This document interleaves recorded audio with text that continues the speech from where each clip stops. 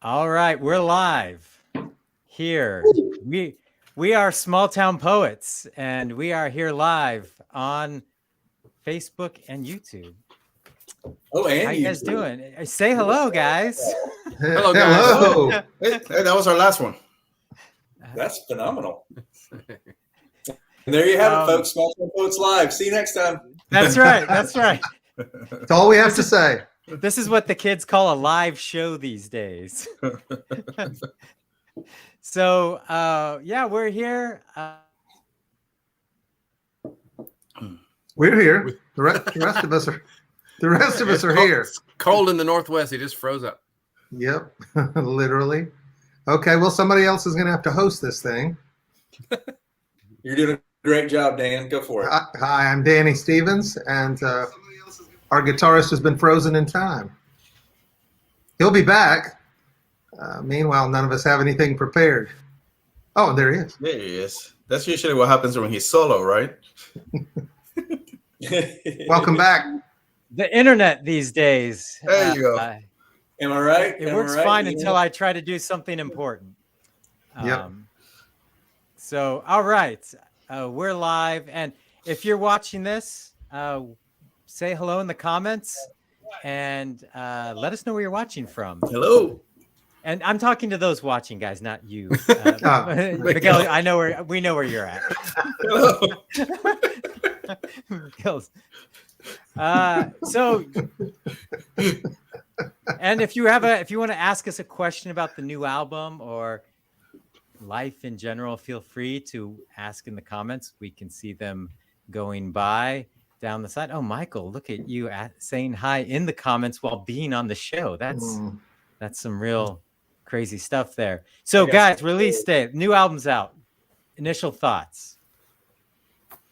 It's exciting. I'm more excited than I thought I would be. Were you doubting the level of excitement you'd have for a new album? No. You know, it's like when we listen to the tracks while we're recording. We listen to the tracks while they're getting mixed. We listen back to them when they've gotten mastered.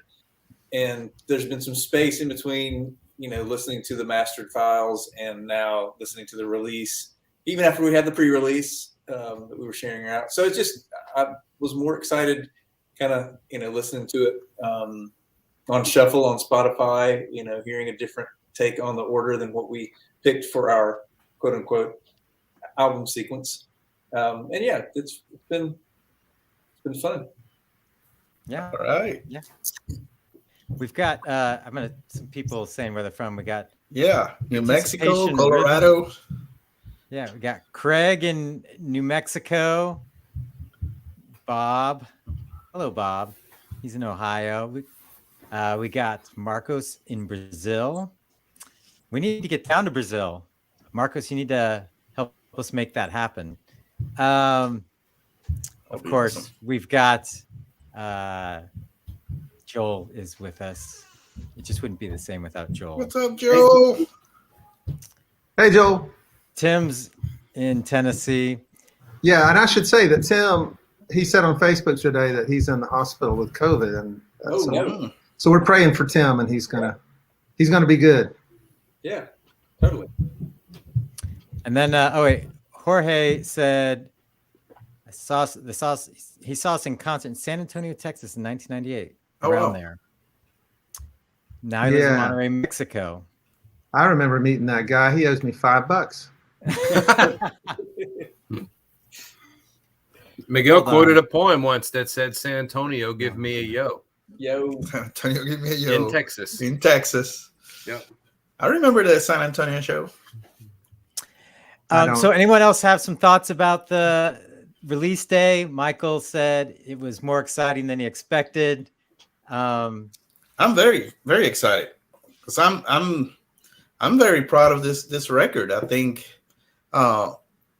just like everybody else in the world, we were in the middle of everything that's going on, this pandemic, the separation, all the stress and struggles, and then each one of us were dealing with our own things too. It's been a rough, almost 2 years now. A lot of good things too, not all bad, but in the middle of all that, we were able to still produce what could be, or at least a lot of people are saying, might be one of our best albums, and I'm very proud of it. And the fact that it communicates a lot of what we went through, what we're going through, a lot of our experiences. I'm listening to it. I'm a fan of it myself, if I can say that. I'm listening to it, and I feel really good, and I hope our fans like it. I can't wait for them to hear it, to let us know what they think. All of that. I've been waiting for years for you to be a fan of our music. I'm a fan of it. Yeah. So you decided to stick it out with this band then. All this time, but now I'm like, I think I like those guys. Well, one of the questions I know we're going to get, and by the way, if you have a question, feel free to leave it in the comments, and we'll be happy to answer it. And I should also mention I've got a little special digital goodie that I'm going to give out to everybody who's watching. So stick around for that. But one of the questions we're going to get is what's with the title of the album? NWxSE. What is that all about? Northwest by Southeast. What someone tell me, because I don't know. I thought it was no way. Oh, I mean, I got it all wrong this whole time. Northwest. Oh yeah, the last to know. But it might be very long and more than what people want to know. So does somebody want to give a short answer first? Well, I would like you to give the longer answer. The shorter answer is just that Kevin lives in the Northwest.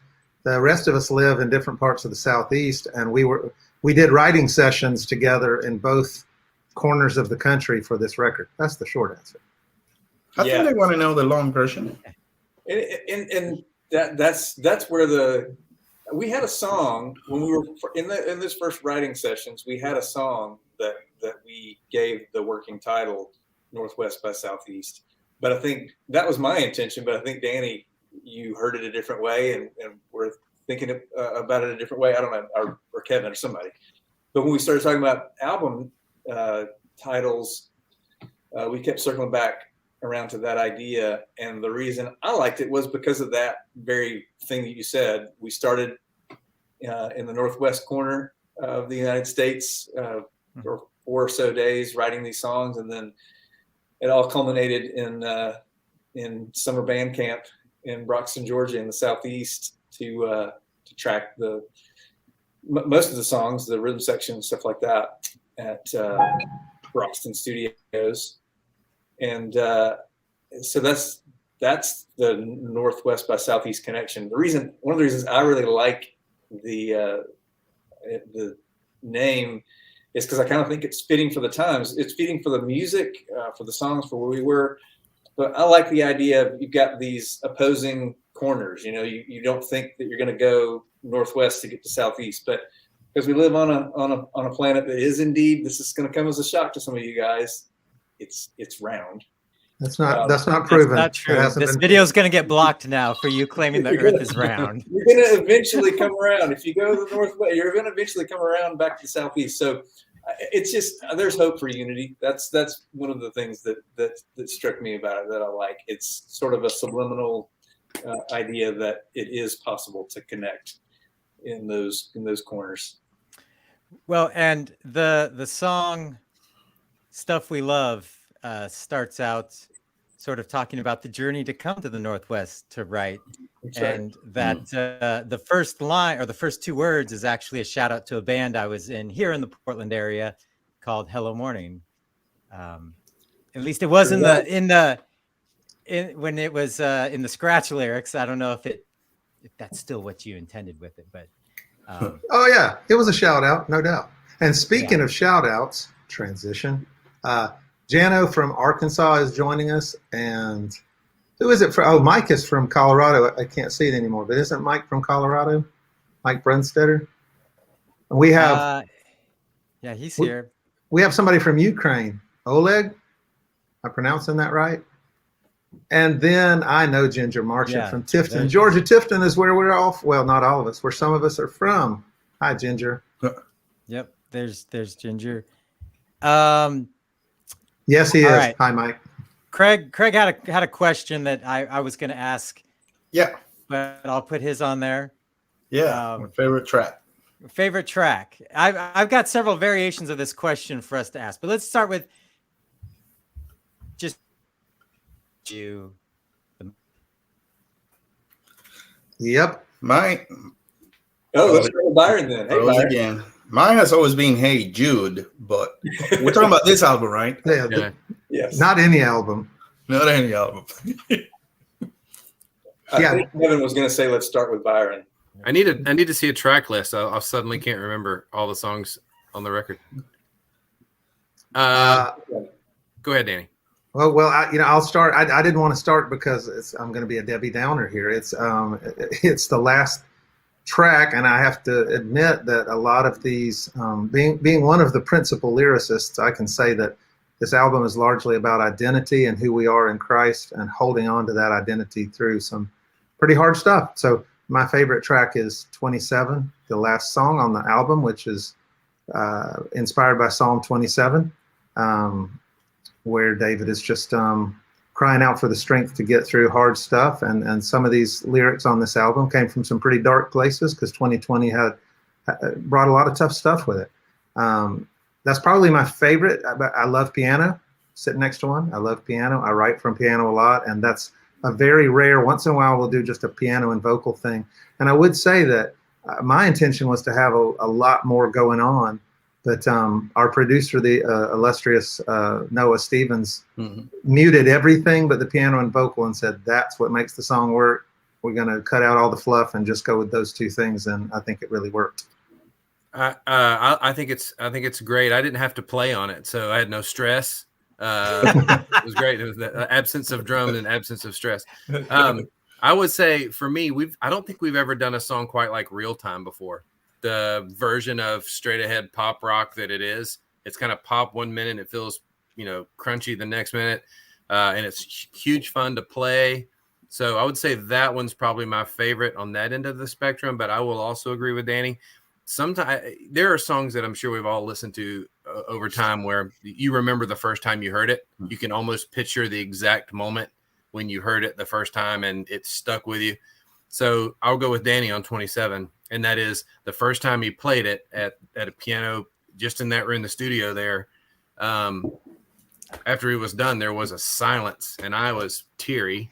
And I think all of us, there was such a moment just hearing that song the first time. There was no doubt, and I have no doubt that God will use that song to bring people who are broken and pleading for God to be present.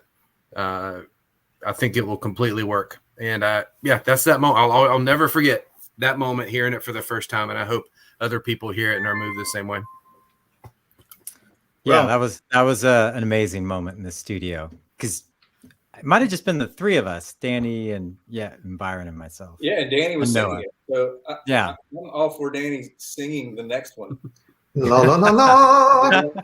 We got so on Listen Closely, Danny sang the song that he put to music from a poem that his dad wrote. I'm all for that. Well, hey, one every 20 years. That's about right. No.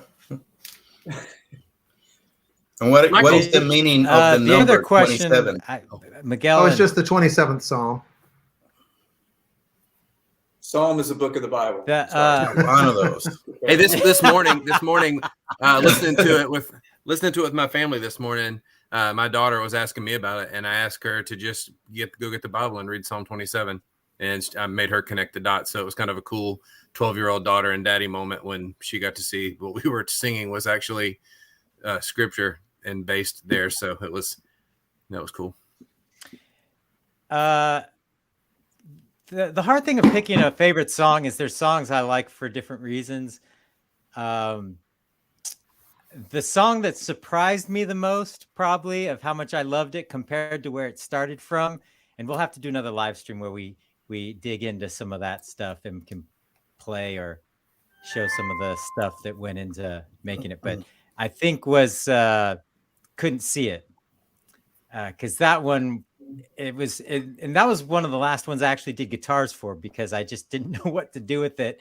But the way it came together, I thought was a really great song, and I've been singing that one for months and months, just because it surprised me so much from where it started, it had a different feel altogether. And when we finally figured out what the chorus was going to be, it really turned into something really cool. Yeah.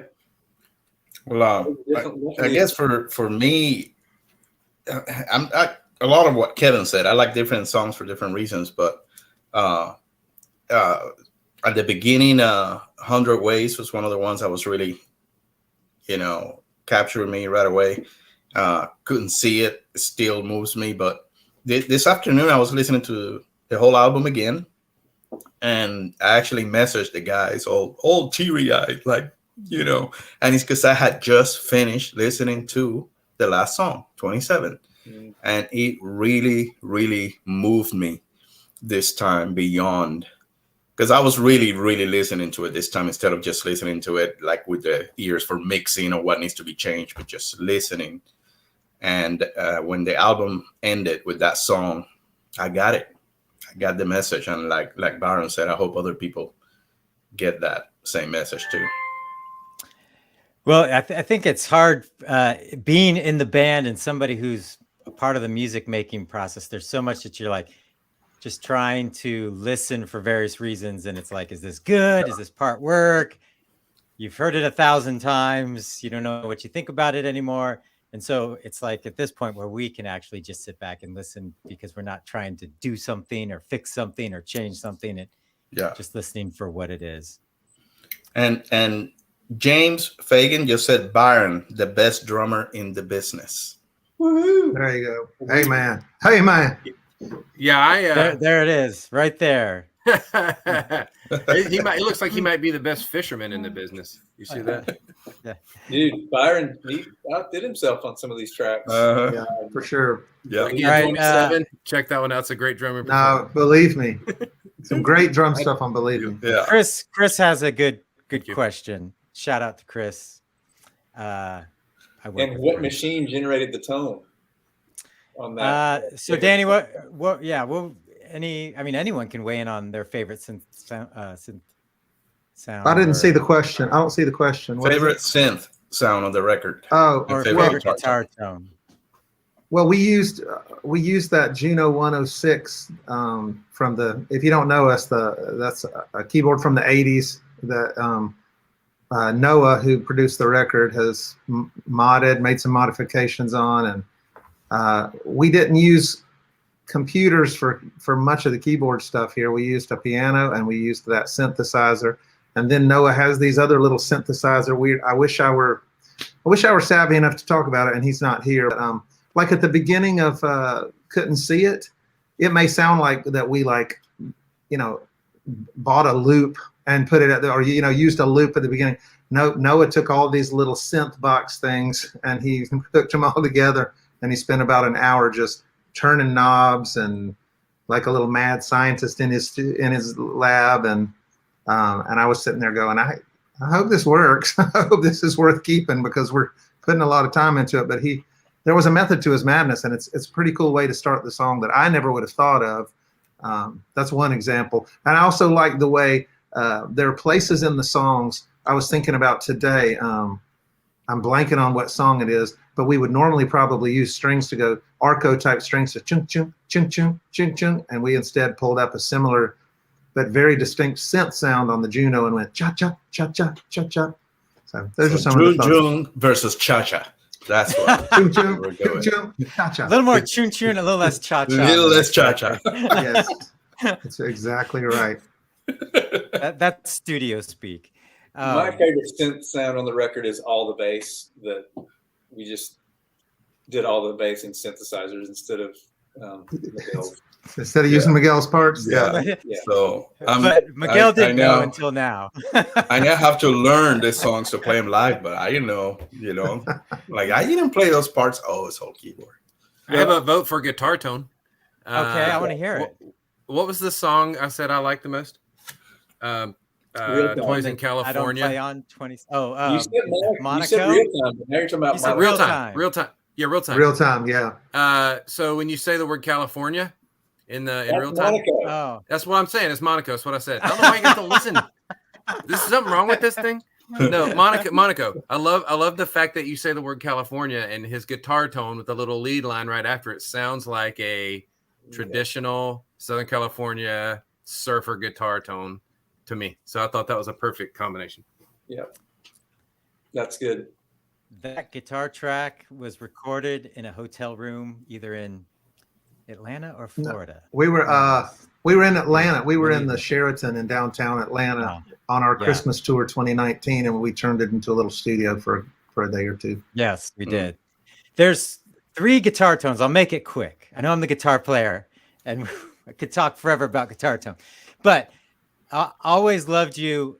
The guitars in that, I felt like we did something that we hadn't done before. I was using a tape delay, a real tape delay. So it's noisy and you can hear the noise in the track, but it just has this real quality that you can't get with an electronic delay, which most of them are. But then real time, I love that nasty guitar that comes in on the chorus. And that was just that hollow body, and we just didn't. It wasn't even into an amp. We just cranked the preamp until it was just completely sounding like it was about to explode.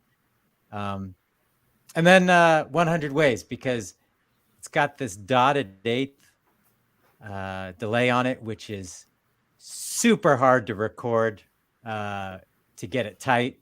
One little mistake and you've got a real mess. But that one was a fun one. I had to retrack it like 3 or 4 times because we screwed up at one point and the signal was too hot. But that one came out really nice. I really like that one.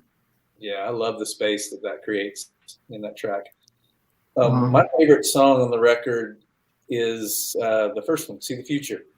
And one of my favorite tones is that bass tone. And I don't even know if you guys distorted out your bass, Miguel, or if you added a synth on top of that. I can't remember. Noah, our stellar producer, added an effect that neither one of us now can remember what it is. I'm trying to find it so I can duplicate it when we play that song live, and he doesn't even remember what we did. But it is something you played. That was me. Probably the only part I played on the album. All right. So what song on the record got the wow, we really pulled that one out of the crapper award? That's something our producer way back in the day, John Hampton, he used to say, wow, you guys really pulled that one out of the crapper. So which one? More, I think, was the first song that got that illustrious comment. Yes. Mm-hmm. Which I don't know if you guys saw this, but Dan Brock posted on a copy of the single that went out that had Any More on it. I had forgotten that Any More had gotten released as a single. Anyway, that's not this record. That's another record. But Any More was released as a single, and he posted the disc that actually went out to radio programmers. Oh, wow. I forgot about that. Well, I thought for this one, for me, it was, I think it was Monaco. Monaco was one that there was a moment there where I was like, yeah, should we finish? We're actually trying to flip the toilet on that. Yeah, that's right. Why are we doing this song? And I think it's pretty cool now. I forgot that was a back and forth discussion for quite a few times there. Yeah. Sometimes you just have too much stuff in it, and we chopped a few things out, and suddenly it worked. And it went from going, this feels weird, to I'm loving this one. This is great. All right. Michael suggested we do a little experiment. I think we can do something interactive. So everyone that's watching this involves you. If you have an Alexa or a Siri, or Google, times have changed and people are speaking things to devices in order to access music. And we were wondering if Siri or Alexa, if you say northwest by southeast, or if you say NWxSE, what comes up? So if you've got one of those, feel free to say it now. Weigh in on the comments, because we're curious. I'll get it to play. Yeah, we'll get it to play. Or just did you have to say the new one by Small Town Poets? Whatever, we want to know. So try it out now, then weigh in the comments. And while they do that,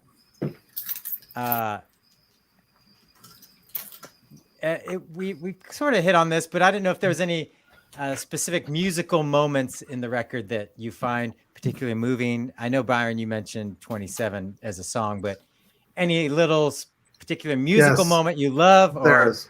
Okay. Which one? Not Yeah, necessarily the whole song, but like. Right. Well, so the song 100 Ways, I figured we'd get into this at some point. The Reader's Digest version of the story is that there's a young man who was a fan of our music. He was killed in action serving our country overseas. I want to say Afghanistan. I hate to get that wrong. It was Okay. Afghanistan. Yeah. So that song, just being in, we were in touch with his mom, and we had the idea to take some of his thoughts about the man that he wanted to be, and put it into a song. The song is not literal. It's not necessarily talking about his life and him going overseas and serving in the military, but it was taken from something that he wrote and had in his bedroom drawer. It was a list of things that he wanted to aspire to as a man, what he wanted to be and what he wanted to do. Anyway, halfway through the bridge, or towards the end of the bridge builds, and then it goes into this big background vocal thing that I don't know that anybody has said this before, or any of you ever thought of this. It sounds to me almost like a men's choir, like when you hear the Army men's choir. Oh, yeah. It reminds me of a military thing. You've just got this big vocal thing, and it feels like an homage to his story. To me, and that's never been mentioned, but that gives me chill bumps sometimes when I hear it. I'll picture the Army men's choir singing that, and I picture this particular soldier and his story. I thought it was kind of a cool moment. Again, that's another one of my favorite songs in there. Yeah. Right, and his name's Garrett. This, but it reminds me of when we sang in the men's chorus our senior year in high school, and we got to sing the men's Army, the Army men's choir version of "You Got a Friend." Right. Yeah. It reminded me of that same kind of moment. Yeah. Right. And I don't think you mentioned it, Danny, but his mom reached out to us because he said we were his favorite band, and they actually played some of our music at his funeral. So it was. That's right. There was a really strong tie into the band that kind of led to more discussions back and forth. Right. And his name's Garrett, by the way. I would be remiss if I didn't say that. His name's Garrett. Awesome.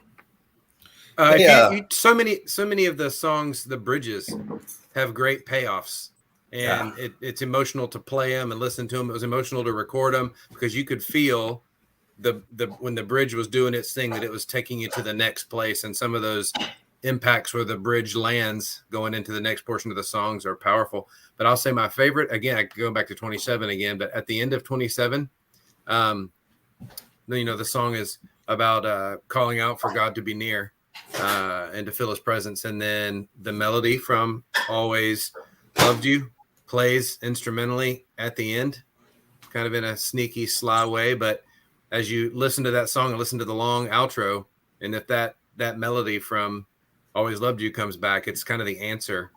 It's kind of the feeling that I'm here. I've always loved you, like my life depended on it. So.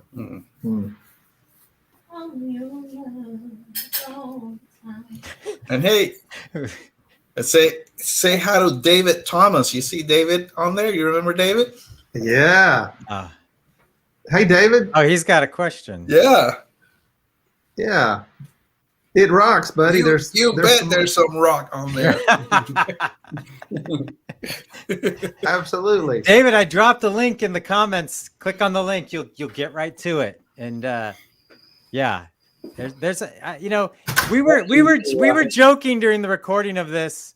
At one point I said something like, "This ain't your daddy's Small Town Poets album," just because it while it's still sound, he said compared to the first album, it's still us. but there's, I think, a lot of growth that happened in this record. I mean, there's been a lot of growth that's happened since the first record, but there's still rock and roll. But I think we tried some interesting and different sounds with this record, and song structures that we hadn't before. Yeah. Nancy wants to know if we'll come back to the Midwest, and the answer is no. No. The answer is no. Of course we will. Of course we will. We miss you guys. Love to see Nancy and the crew. That would be awesome. Last time we saw them, we did that haunted house thing. Remember? That's oh yeah, the haunted school. The haunted Haunted school. school. Uh-huh. I think our acoustic set would be a great addition to the barn party. Yeah, just Would be. I've never been to a barn party there, but I hear they're great. Speaking of songs, there was we asked what song we pulled out of the crapper, but there was a song that when I played the idea for you guys, I almost didn't play it for you because I thought there's no way they'll even like this one. This isn't a Small Town Poet song. And I was shocked, Danny, when I showed up in Broxton, that it was on your list of one of the ones you wanted to work on. And then we played it for Michael, and he's like instantly had a lyric or a melody line, and that was the leadoff track. See the future. See the future. See the future. I wanted to say the Puncture wound. working title. Yeah, we have working titles for these things that we've been using for months and months and months, and yeah, see the future. Yeah, that was one that made the record. That when I played it from, I was like, I'm surprised I didn't think they'd like this one, but it really turned into a cool song. Hey, listen, I looked back at the original, the tracking list from the record, just an Excel spreadsheet or a Google spreadsheet. And most of the song titles have been updated from the working titles, but that one still says Puncture Wound. It does not say See the Future. I'm pretty sure Noah refused to acknowledge any other title for that. Hey, it was based on real life events. That's right. There was an injury as we were writing it. While Danny was listening to it, you're listening to it, or you're putting some keys or making the session for it. I was changing guitar strings, and if you're a guitar player, you know that when you cut the strings, it's really sharp, and eventually you're going to stab yourself. But I stabbed my finger so hard, and it was just bleeding like crazy. And so Danny needed a title right in that moment, so he called it Puncture Wound. So yeah, and it turned out great. And I can't believe that it really was one of those that was like, do we have anything else we want to work on? And yeah. And Kevin was like, surely you do not want my meager gift, Lord. And he multiplied it. He did. I love it. He makes all things beautiful. It's a great opener.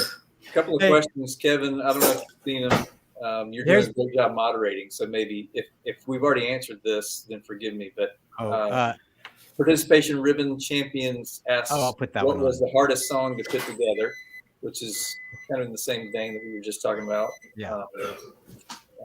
Is there a truck backing up somewhere? That angle. Yes. Is there a song that was hard to put together? And then Earth to Steven is asking a couple of questions down there on the YouTube chat. Yeah, let's see. All right, what we talked about Monaco, but is there another one that comes to mind as being a hard one to put together? Monaco actually came together quite quickly, but then it sort of languished for a bit. Yeah, it was one of the first ones we recorded. This one's a little bit more technical, but not the song itself or the recording. But believe me, was that too on the mixing side of things. On the final stage, we worked hard on getting that song mixed, mastered just right. So yeah, that one was kind of a bit of hard work too, getting it to where it is now. And I love it now. Yeah, that's true. Couldn't see it. May have been one that there was like a big breakthrough on it, because it's kind of an odd chord progression. It was one of the first ones that we started working on in those early writing sessions, and it was kind of a little bit, plodding along, and Danny and Noah had some ideas that really breathed some life into that, and having the choir cover those verses was, I think, a big breakthrough. Made the idea work. Yeah. And the reason for having the choir vocal on those verses was because the idea is supposed to be, those lyrics are ironic because it's like, I'm only stubborn when I know that I'm right. Well, that's everybody every time you're being stubborn. And right, and almost every line in those verses is every person ever born. And so we have planet Earth. It's supposed to feel like everybody's singing taking the lead vocal for a while. It's like every man. Yeah, and I think my voice is in there. It's just not featured. But shout out to Rich Stevens and John Graham and Tori Lord, others that sang on that made it sound real good. I love the lyric. Is the lyric, I'm only bothered when you won't go away? Yeah, right. Oh, I have that in my life a lot. I don't even mean for it to be, but it happens. Here's a question I don't know that I know the answer to. Bob has a question. Michael, did you play any guitar on this record? I don't know if it actually made it, but there was, I felt like there was something that needed to be filled in on the bridge of "Believe Me," and it was Real Time. Oh yeah, One of you those. played an acoustic Real guitar. Time. So I played some acoustic that I can't even hear it. My hearing's so bad. I can hear it. It's in there. It's in there.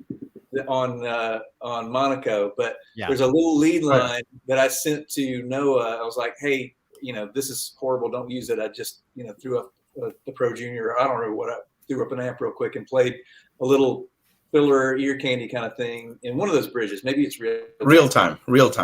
You played on Real Time. I played two different parts. I think one of them may have ended up in the final mix in the left ear. So yeah, it maybe me playing it, maybe Kevin or Noah actually tracked the idea. I can't remember. I think I may have actually tracked it because I think he sent me what you did and we did a variation of it, Gotcha. Something like that. But he might have kept both in there. I don't know. Yeah, Michael? Why didn't you play more guitar?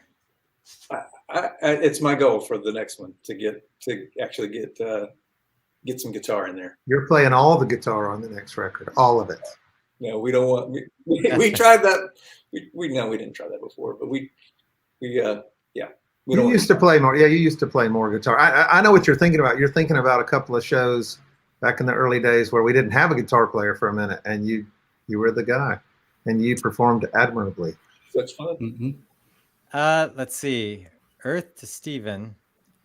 I've been a fan since your first album. I'm glad you're still making music. What are your favorite Small Town Poets songs? How does your naturally changing music taste influence your songwriting? Yeah, That's a tricky question because you don't always want to say. We've been listening to this, so that's why this song may sound a little like this. That does happen on the record, but I'm not going to speak to that. me either. Hey, so. Well, one thing I'd say is that I think from a guitar perspective, it's usually a lot of the songwriting, at least some of the stuff I contribute to, gets influenced by whatever pedals or amps I'm into at that point, because that can really drive a sound of a song or an idea. Sometimes an idea works. That's really when we started writing the first session or the first songwriting sessions for this record. We were here at my house, and I had the stuff we love. That guitar part that comes in was an idea that I had already had that we just started looping, and that was a Julia pedal that I was just really into at that time. And then 100 Ways was another one where I was just into this delay pedal and the dotted eighth rhythm, and that song wouldn't sound the same if I didn't have that same effect, and that idea probably wouldn't come about. So for me, a lot of it depends on that kind of gear.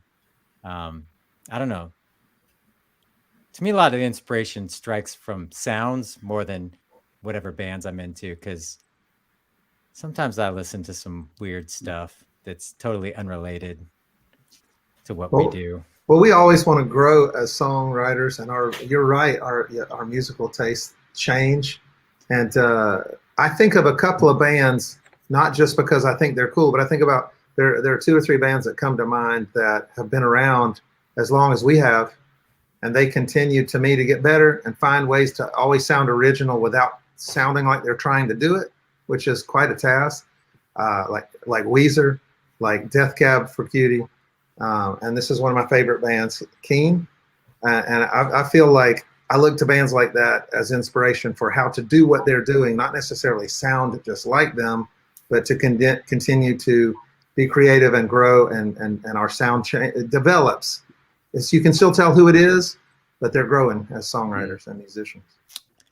Hey, do you guys remember Danny Evans? He said he played a few shows when you were building Band Kaleo.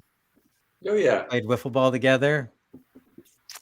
Yes, that's right. It's been a minute. Oh, I wanted to say also, Tim Brooks says that he wants us to come to Knoxville or Asheville, and so stay tuned, Tim, because we are talking to a prospective venue about our Christmas tour in Asheville. So stay tuned to that, to our website. And I got to answer an important question in there. Scott, This one I didn't. my father-in-law, he asked if I use Just for Men on my beard because it doesn't look as gray as the last time he saw me. The answer is no, I do not use Just for Men on my beard, so no. I use Forever Young cream, and that helped. You got some good lighting there too. That helps. Yeah. The lighting. It's a lighting trick. Yeah. Here's a good question that I don't know that I have the answer to. Love is the Ocean has a little mute math feel to it. How did you settle on that groove? Where did that groove? I can tell you that that one was not tracked in South Georgia. That was tracked in North Carolina, kind of near Asheville. And Danny and I were together in the studio that day, and we were just playing some loopy stuff, some live loops on the drum kit. And gosh, it felt like we might have played 50, 75 different loops. I just remember a ton of it, just changing one little note here or there. And then we just did some random fills. So recorded, in like 4 counts and then a random fill and then 4 counts and then some. And so that was me just putting a bunch of paint on a palette. And then basically Noah and Matt Langston was there that day. And, and by the time the song actually became what it is, it was the paint I provided and somebody else. And one of those guys just put I believe it was Noah. Did Noah put that? I don't remember. Yeah. And Noah is a huge mute math fan. So it's funny you would say that. But we were near Asheville in Matt Langston's studio. He's the singer for 11D7. Some of you guys will know that band. And yeah, it was. We were having fun. We were just experimenting with stuff. And Noah was the one who took all the data and created a loop out of it. I was exhausted when we were done. I was exhausted because it was just over and over. It's like playing a 25-minute song because you're just trying to mentally change one little note here or there to give enough space sometimes for the producer to clip and move a note here or there to try to make it feel. And I had not heard the final part until basically the song was almost done. So I didn't know what parts were used that I recorded that day until there are already lyrics and everything was thrown in. So that was a cool moment to hear that for the first time. Which leads me to one of the questions I wanted to ask you guys. What song are you most scared to play live, or is going to be the hardest to learn how to translate live? Oh, it's going to be Always Loved You, because it has that, it's kind of an odd rhythm to it in places where people are listening. Sometimes that people is me, and you sort of lose the downbeat for a second. You're like, I think I know where the downbeat is here, but maybe I'm not sure.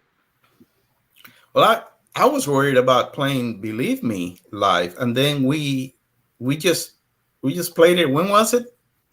In August, August 14th. Yes, yes. So you did great. All right. You did great. Boys did really You guys are great. Hey, I was thinking that Love is the Ocean. We last year during quarantine, we did a little video project where we were playing all from our homes and put that together. And if you remember when we were doing that, I couldn't figure out what to play live over the loop that was recorded. And I did my best to play something live that sounded like that loop, but it wasn't going to work. So I would be most interested to see how we did that live from a drumming standpoint. Yeah, a lot of times live you have to tweak things because what works in the studio just doesn't work in a live setting. It's weird. It's weird.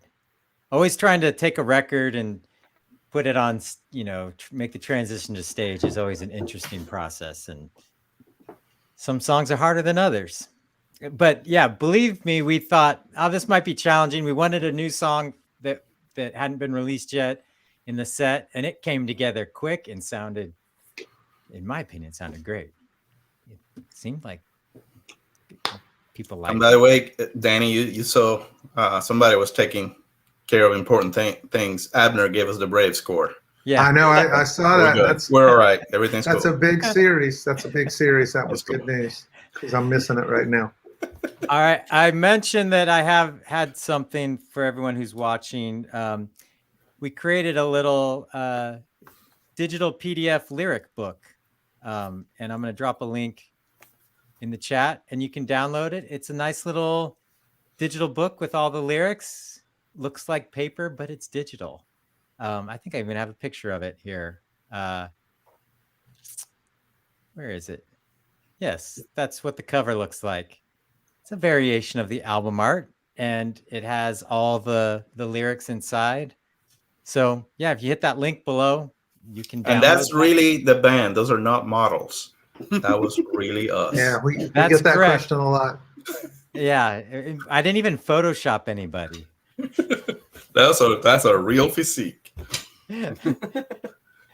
And if anyone wants to go to the location of the photo from the album art, was it an elementary school in St. Augustine? It's in downtown St. Augustine. That building, I forgot what it is. It's across the street from an elementary school. And I can't remember what the actual building with the zigzag roof line is. I can find out. Yeah. Well, I know it was across the street from where we took this, which was a giant building that said gymnasium on it. Yeah, that's a school. It starts with a K, and I can never remember what it is. Have you guys done your community service yet for that defacing the public property? That graffiti? No, not going to either. I did. Dan's in hiding. I fessed up. I did mine. Any other? If you've got a question, feel free to leave in the comments. We'll probably. Where is the Christmas concert in Atlanta? Are we allowed to talk about that? Is that enough of a thing? Good question. Michael. What's the building across the street? Michael would be the one to weigh in on that.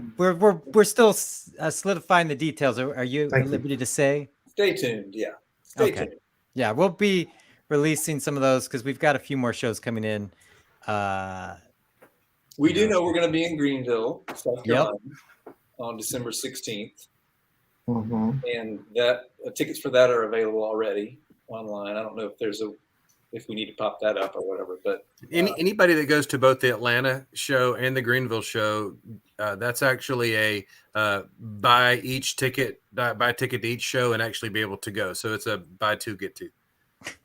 Oh, what a deal! Yeah. What a deal! But you got to jump on that deal. Yeah, you got to jump on that deal. We've been getting a lot of questions like, when are you guys going to play here or there? We'd love to play in more cities. So if whoever brings concerts to your town, just let them know you want them to have a small town poet show, and we'll have our people talk to their people. Guys, this feels so official. I just got handed a note here. This just in. From the home office. And the winner is that photo. Yes, that photo shoot was at the Ketterlinus School, or maybe it's Ketterlinus Elementary School, I think. I thought I remembered seeing a classroom through that window. Yeah, both buildings are part of the same school, is what I'm told. Now that we've outed the location, there's just going to be mobs of people hanging out there, getting I was selfies. Joking. We didn't paint the name of our band on the side of the building. No, we did not. Technology. But it would be funny if somebody went to that same spot and Carolinas. took their picture on where we're Carolinas. And there's a huge field behind it where you can practice your disc golf drives. Yes. Good to know. Good to know. Jay has an interesting question. Do you love opening for a big band, or do you like smaller bands opening for you? You're close. We like huge bands opening for us. We know how to close down a room and get everybody out quickly. I have enjoyed both. Certainly have enjoyed both of those things. Mhm. They both have their benefits. When you're opening for a big band, usually there's a big crowd, maybe bigger venues, but you're usually only playing 30 minutes, 40 minutes. And yeah, it's just different. When you're the headliner. Sometimes it depends who the band is. Like with festival we just did. It was fun catching up with old friends. Yep. So that was cool. And then sometimes you make new friends when you have a younger band or newer band opening. So yeah, it's equally as interesting. And that's why, depending on what kind of night we have on any one of our shows, the album title can also mean "No Way, Same Air." No way, same air. So, I mean, Danny was joking, but we kind of got to do that a couple of years ago with the choir. Like, I would consider the choir a bigger, more known, successful band than Small Town Poets. Been around a little bit longer. And it was kind of like, when we got together to do the shows, it's like, who wants to go first? We're like, we'll go first. You guys can go first. It doesn't matter. Such fun. Yeah. Such fun. Yeah, a lot of times it's usually, I don't know. I like playing with bands where musically there's a lot of crossover as far as fans. And I don't know. It's just fun to play with good people, other musicians that you just click with no matter what kind of music they play. And that usually makes the night fun, even if there's 10 people there or 10,000 people. We now have Canada represented here in the comments. We're international. Hey. We're all over the place. Do you guys remember the Precious Barber family from, I don't mean they were barbers. I mean, the last name was Barber from Atlanta, because I see Larry Barber on here. Yeah. Of that whole group. Hello, Larry. Oh, that was a TV show too, by the way. And Larry says probably Priest and King is his favorite song. Which bands are the best hangs for us? A lot of people know that for many, many years back in the day, we hung around with The Waiting all the time. Another band from Atlanta called The Waiting. And anybody else think of any other bands that we like to hang out with? Anytime you're on the road for a while, I mean, the people that you're traveling with, you wake up and they're in the same town you are every day, even though you're in a different town. You build bonds that way. So, yeah, those, like, we were with Jeff Moore out of Eden. All of them, that's, great relationships built there, memories. Yeah, Clear, and what was the other band we toured for a while? But yeah, like Byron said, you tour together, you get really, really close. You develop. Yeah, if you're on tour with bands that you don't like, that's a long tour. Yeah. You know who was a good hang, and that I think some of you knew better than me, but we did a run of shows in 2019 before the pandemic with Mark Lee from Third Day. Yeah. And I didn't know Mark that well, but got to hang out with them, and we were roomies, and he was a good hang. He's a very, very good guy. All the Third Day guys, we've been around those guys a lot at times over the years, going back to when they were teenagers, and they really are nice guys. They're good guys. Yeah. All right. Any last questions or final thoughts before we wrap up? Do we still talk to The Waiting? No, those jerks never communicate with us. Oh, I didn't see that one. I'm just kidding. Todd Olson really is the one. Maybe he's on here because I actually sent him a Facebook invite today. I haven't talked to him in a little while. What about you other guys? Brandon, the drummer, Brandon. We spoke on the phone as I was driving through the Joshua Tree National Forest one evening. Oh, not yeah? long ago. Yep. Listening to you too, ironically. That wasn't ironically, it's basically on purpose. Right. Yep. Joel Smithy has an important service announcement. He was asking everyone to hit that share button. It is extremely helpful if you're liking the new record. Yes. Share it on social media. Hit that share button. It helps us a ton. Please share. Just help get the word out. And you can. Was that you earlier today, Kevin? Was that you today saying the young people today are scared of the share button? They're scared of the commitment. Is that what you said? No, that wasn't me. Anyway, hey, did I say that? No big long-term commitment. It's just a share button. I think I said it was the older crowd. This is like, I'm not sure we're at the push the share button level of the relationship yet. It's probably because they're not sure if one of us is going to say something that they don't agree with politically, and then they'll get canceled because of something that we said. That's probably why. So. Yeah, when I think of someone who's going to comments amongst our own conversations, we don't have to share them. Somebody wants to know if there will be physical albums.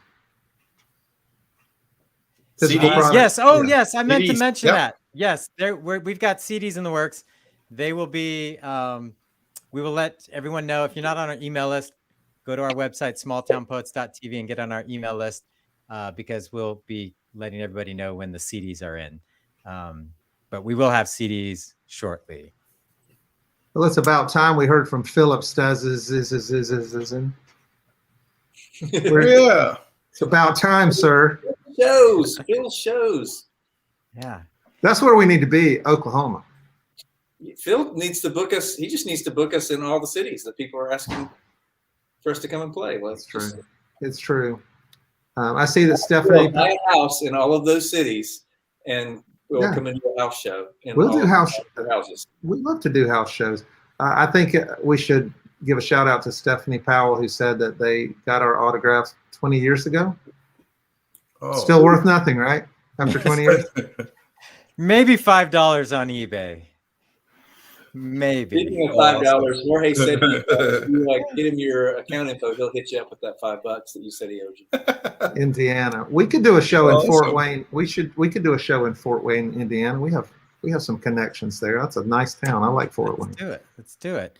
I'm dropping the link in the comments again for the new album. If you haven't heard it, it's at all the places. All the places. So, yeah, check it out. Who wants to give the final word? Because we're coming up on an hour. I could read the last chapter of Revelation. Perfect. If you'd like. Okay. Hey, Danny, you could take us out with a little. Oh yeah, you got. And look at there's a piano on over there. You let people feel the vibes that Kevin and Byron felt when you played them that song. Yeah, you could play it. Oh yeah. I mean, what key good. is it in? Hide me away. Hold me so I can sing hallelujah now. That's it. I pitched a version that didn't work. It was like, so hide me away. It didn't quite work. Hold me so I He got voted down. sing hallelujah. They didn't like that as much. I don't understand. Bruce Brown says we look great in black. Oh, it's true. And he's killing me with that matchless picture. It makes me miss my old amp. Yes. You know, I don't remember much from college, and I was sober. I didn't drink at all, but I do remember Tim Brooks having lunch at KFC with you and Michael 30 years ago. I do remember that day. It must have been finger licking good because I do remember that. All right. In the first light. And nobody knows why you're breaking into song. They can't see. I'm sorry. I'm looking at the comments. I'm so inspired. I'm breaking it. And Donna June says she's proud of us, and it's good to hear from you. Yeah. All right. So if you haven't seen the album yet, this is it. Yep. All the places. This is us sitting on stairs. If you haven't seen us sitting on stairs. This is Danny sitting on a corner. We don't know why. That's my Maharishi Yogi position there. Lots of first times with that. I think we have to rescind something that Miguel said earlier. I'm pretty sure there was a model, professional model, standing in that last shot. Can we see that again? Yeah, let me let's see. Which the corner shot? Yeah, see that green, the guy in the green jacket. Yeah, with the look at collar? you, Miguel. Look at that. Wow. That's a professional model. Straight That's a straight mock, from Hey, I'm getting letters. Man, now. you look like you're selling counterfeit watches.